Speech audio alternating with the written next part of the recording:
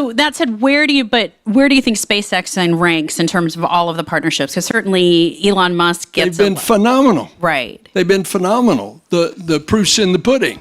Look, they developed the Falcon 9 rocket. It's now the workhorse to get into space, government, commercial, defense. It's the workhorse. Do you worry about Elon Musk and the misinformation that he spreads that detracts or distracts from NASA and its mission? You know, the good news about that is that Elon has a president that he lets run the company, and her name is Gwen Shotwell.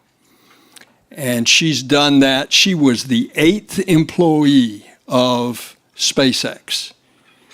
And she's done a phenomenal job. And as we say in the South, the proof's in the pudding. Look at the crew to orbit, cargo to orbit. Now we'll see they, along with Jeff Bezos' company, Blue Origin, are going to be our 2 landers. We're going to get our astronauts to the moon in lunar orbit, and then they will transfer into first a SpaceX lander and then a Blue Origin lander. Right, and I think it's not necessarily how SpaceX is run, as you're saying. I'm just talking about the distraction of the constant headlines about him, and if you all feel like that's a distraction. Well, they distract you, but they don't distract NASA. I think one of my favorite facts about Sunny Williams and Butch Wilmore is that they'll be able to vote from space.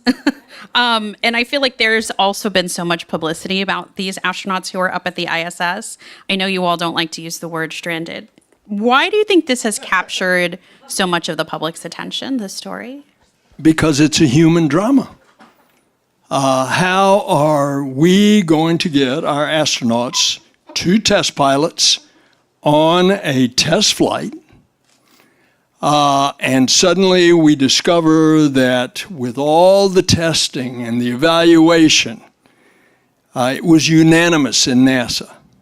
My decision is the final decision. It was easy. It was unanimous in NASA that we finally knew the cause of that valve malfunctioning, but we didn't understand why.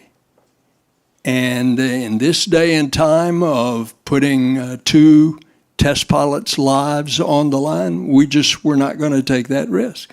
So, but remember what President Kennedy said. He said, we go to the moon not because it's easy, but because it's hard.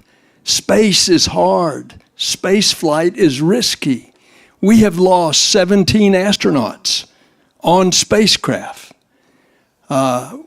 We just want to make it as safe as possible, accepting the fact that there is significant risk.